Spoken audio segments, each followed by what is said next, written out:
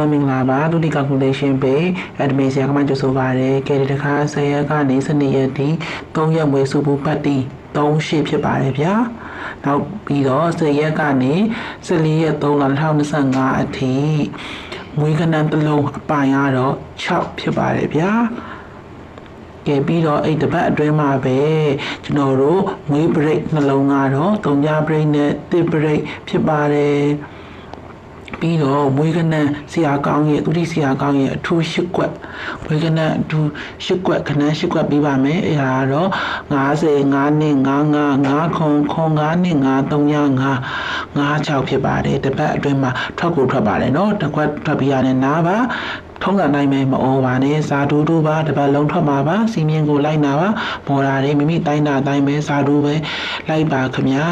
ကျွန်တော်ရဲ့ channel လေးကိုလည်းသူတိ calculation channel လေးကိုလည်း subscribe လုပ်ပေးကြပါလို့ပြန်တရခံပါ